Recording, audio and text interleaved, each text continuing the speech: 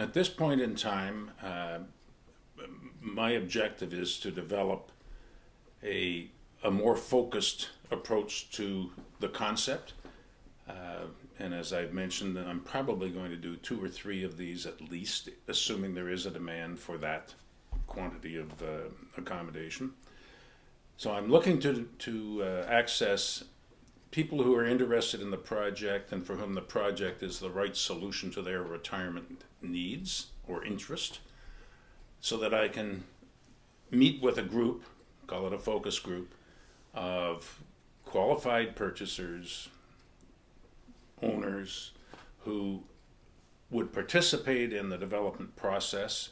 Ultimately, they are going to be the owners. They are going to directly actually involve themselves either through a representative or through me in the design process to develop a concept for a project which will fulfill their needs in terms of size, cost, facilities made available, all of that. So this is very preliminary. The idea would be to do that hopefully before the end of 2019 with a view to getting into the design process and the construction process early in 2020. And again, hopefully for occupation towards the end of 2020, but it could extend into 2021, knowing how these things go. I've been a builder in my life, so I have sort of a feel for the flow of these kinds of projects.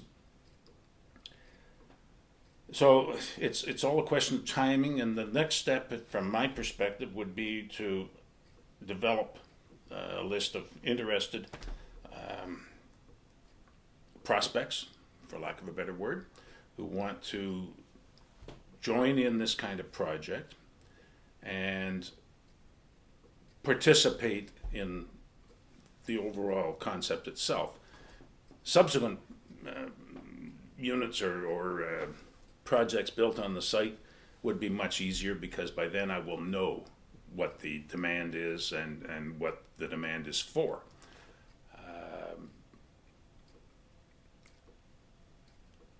I should say that the advantage, what people are looking for at this point in their retirement planning, I think, or what some people are looking for at least, is a smallish project. They don't want to move into an institutional retirement home environment. They want a smallish project, much like they might have experienced, like I did when I was in law school, much like a fraternity, so that you have a group of people, a small group of people that you can get along with. You're not going to be best friends with everybody in the project, but you will have enough people in the project at all times that you can have somebody to play cards with, go for a walk with, go fishing with, go golfing with, just go shopping with, anything. There'll always be somebody, even though a lot of the people in this kind of project will likely be heading south for some time in the spring. And the nice thing about a project like this is you can just close your door and walk away. There'll be somebody there looking after the project. I have some other concepts as well which go along with this, so that the typical retired person like myself, I have kids, I have 4 sons, grandkids, etc. I don't want to be looking after them day in, day out and maintaining a huge home just so that they can visit me once a year or twice a year. So I plan to do, as part of the project, what's called a bed and breakfast project as part of this. So there'd probably be 4 bed and breakfast units, which will be part of the project.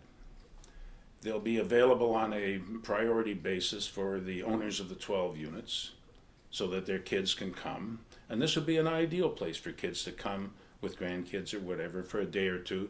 And you won't have to be too concerned about looking after them, because the project will have, we will hire a cook, we will hire somebody to do cleaning, etc.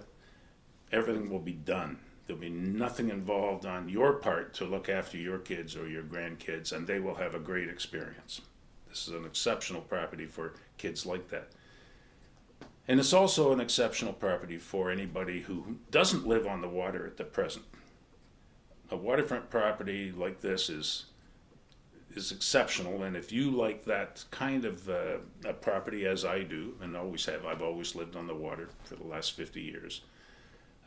If you haven't lived on the water, or even if you have, this is a manageable, scaled project. You don't have to spend $1.5 million or $2 million to have a cottage.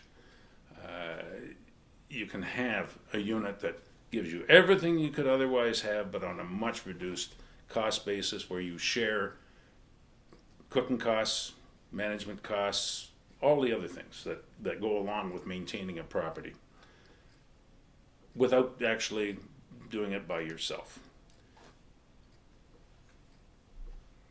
That's great. I see myself in it, right?